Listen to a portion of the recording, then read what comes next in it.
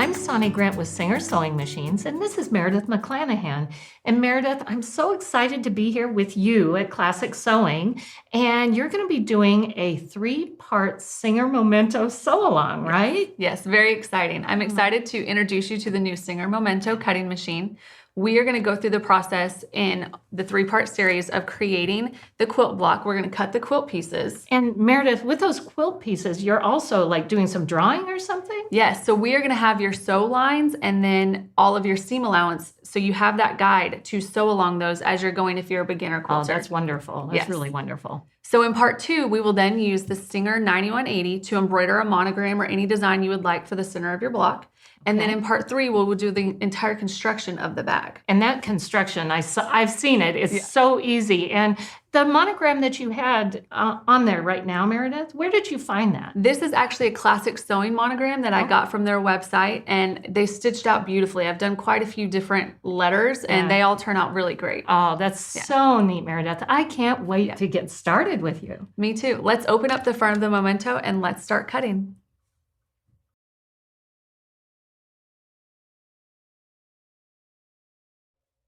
Hi everyone. Again, I am so excited to be here at Classic Sewing to go through this 3-part series with the Singer Memento machine to cut out all of our quilt block pieces and everything we need to create this monogram drawstring bag. For this first series, I'm going to go through everything there is on the new Memento machine, how to set up your mat, how to cut from start to finish everything, and how easy that can be done and how precise you can get with your fabric cuts. First, let's go over to the LCD touchscreen. Push the power button and we're going to turn it on. Look at how bright that is. You have so much workspace to have, and to have that bright light there for you just makes it so easy to see the process of your project in motion. Back on the LCD screen, you will have a favorites button where you can take all of the favorites that you pre-cut and save them onto your machine so that you can easily access them to cut them out again and again and again. They're all available there for you. What's also great about this screen is that you have Wi-Fi capability. So you can take your design from the MySewNet Memento software, send it directly to the MySewNet Memento machine or to the Memento machine, and it'll show up right there for you. If you don't have good Wi-Fi access, there is a cord where you can direct connect and it easily transfers over one way from the other. Also, within the MySewNet Memento software or within the MySewNet Memento library, you can access over 1,600 pre-ready to cut designs that are available to you, as well as 100 fonts. That is so many opportunities for you to start your crafting journey with the MySewNet Memento. So back on the machine, up top here, we have the tool holder. There are some tools that come with the machine and some that you can purchase separately, but to be able to have them all readily available here at your fingertips is very nice. Up top here, you will also see this little cutout. You can put your tablet in here. You can send your designs directly from your tablet as well. So you can see your entire project, where you're at in the process as it's cutting down below. On the back side, you will also see this extension. This is an extra support for your mats as they're feeding through. We have many mats in different sizes, so to have that extra support helps the flow of everything when it's going.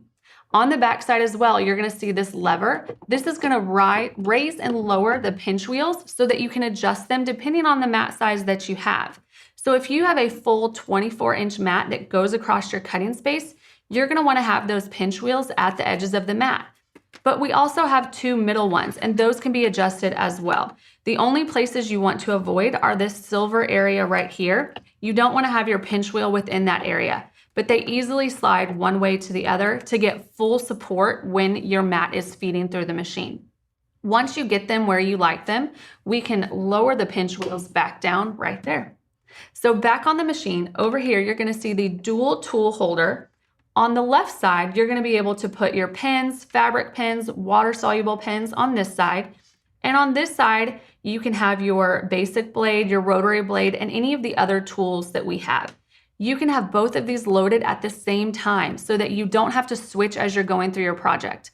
The project we're doing today, I'm going to have it draw the sew lines as well as then cut a 1/4 inch off of that. We won't have to change anything. It's all here for you. So let's get started. I'm going to move the Memento out of the way. I'm going to pull our mats up and I'm going to show you how to place your fabric on the mats and prepare them to cut.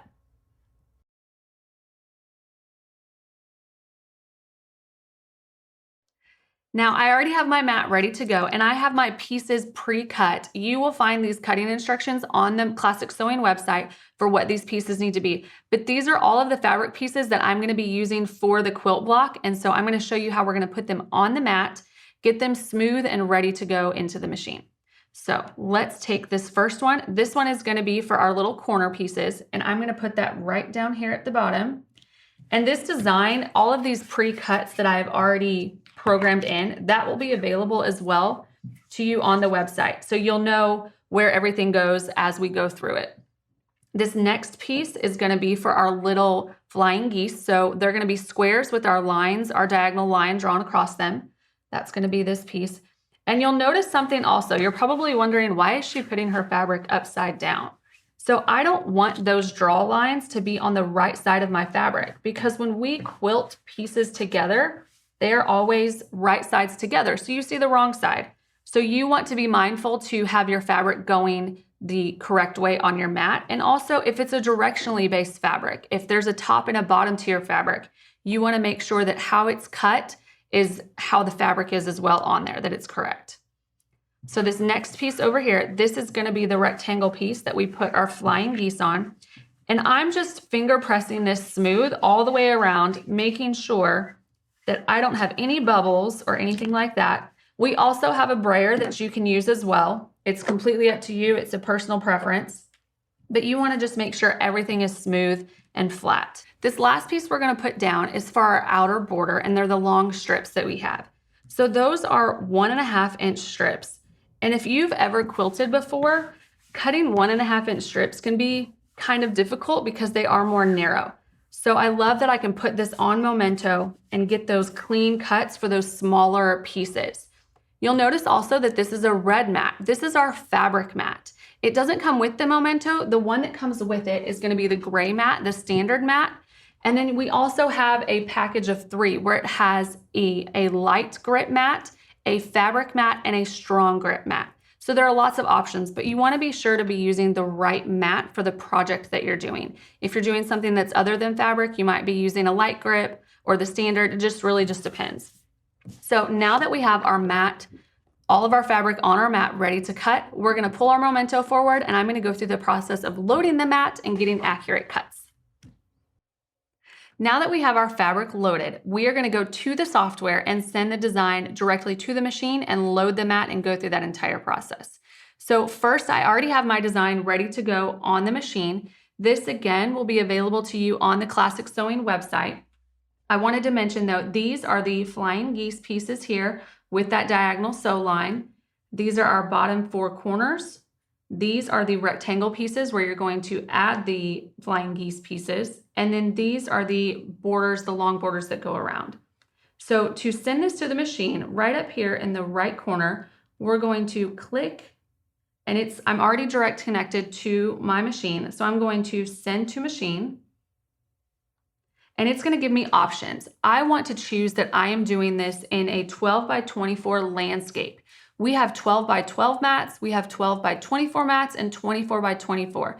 Depending on how you are loading them into the machine is going to be what you select on the screen over here. So we're going to load ours landscape. So I'm going to choose the 12 by 24 rectangle. We're going to hit next.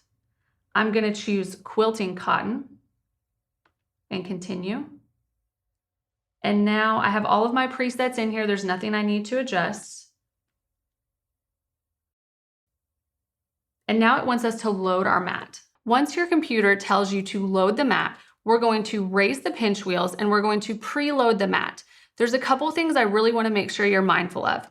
Right here on the machine are these little tabs. You want to make sure that your mat is underneath them and not above them. They are what's going to keep your machine level and straight. Then the other thing I want you to be mindful of is making sure that this is straight all the way along here. We don't want it to be crooked with one side out further than the other, because then that's going to make your mat shift. I like to use this white line right here as my reference, and I want to make sure that the mat is lined all the way up along that. And once I feel that that is exactly as straight as I can get it, I'm going to support it and hold it in place, and I'm going to lower the pinch wheels down, and that's going to hold my mat in place. Then what I'm going to do over on the screen, I'm going to hit load mat. That's going to pull the mat back and push it back forward so that it's in the correct position to cut. Then I'm going to go over to my computer and I'm going to click continue. And now it wants me to load my fabric pin and my rotary blade. So I'm going to take my fabric pin first, and we are going to load it on this side here. On the left side is where our fabric pin is going to go. And it just sits right in there and clicks into place. Then we're going to load our rotary cutter. This is a little bit different than the basic blade. It has a connection right here that you want to make sure gets plugged in. So we are going to load that in and make sure that comes up. You will see at home with yours that there's a green light here. If you see that green light, it's correctly plugged in. And we're going to push to secure that in place. Once those are set, we're going to come back over here to our computer. And I know that the force, I've done this a couple times cutting these out. I want to increase my force just a little bit for the fabric blade. So it's at 980 right now. I'm going to change it to 1100. And I'm actually going to slow my speed down. I love that you can adjust the force and the speed for the pin or the blade, and you can adjust the speed. So if you know you want to slow down just a little bit, just in case for anything, we're going to just slow that speed down just a little bit. I'm going to slow that down to 400 there. And then we're going to click continue. And now that's sending to our cutter. And over here on the screen now, I can either hit start cutting on the Momento or directly on your computer. I'm going to hit start cutting, and it's going to do our fabric pin first. So it's going to draw all of our lines that we need. And these again are your sew lines. These are not your cut lines or anything like that.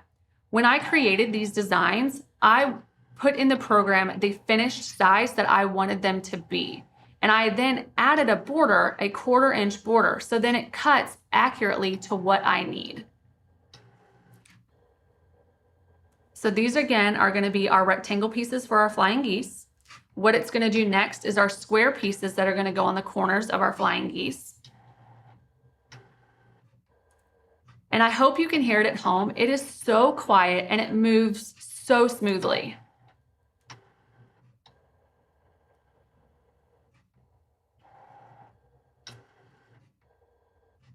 I just think that's so awesome that I can load 4 different pieces of fabric to get all different cuts for a complete project. I don't have to do just one fabric and then unload it and do another one. I can do everything all at once and have accurate cuts.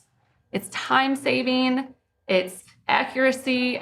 It doesn't get much better than that if you're a beginner quilter, because I know it can be intimidating to get those 1/4 inch seam allowances and those 1/4 inch extra cuts, those straight cuts. So this is great for cutting any type of shape.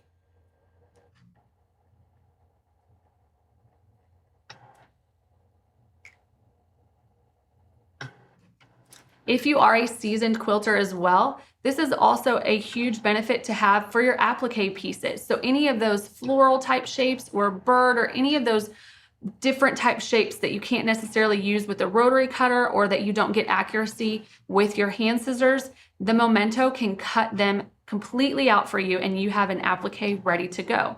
You can also bond the back of them. So with appliques, you will sometimes have a heat and bond on the back of them. You can still place that on your mat with the heat and bond on it, and it will cut it so that it's ready to go and you can put it on your project, iron it on using our little Momento mini iron that I'm going to show you in a little bit when we're cutting or ironing our pieces back. And it's great and easy access to be able to add those extra things. Now that it's done, you'll notice that it's rotating. The pin is done and it's calibrating the blade. Then it's going to put the blade down and start cutting. So these diagonal lines, these are for our flying geese. So I wanted to add that in. That was definitely not something I needed to do to sew the flying geese, but I feel like it just helps with getting that accuracy if I know that I'm going to sew with that line that's already there. Sometimes when you're creating flying geese, you'll cut out your squares and then you'll go back and draw those diagonal lines. You don't have to do that. It's already done it for me, so I don't have to take that extra time to do that extra step now myself.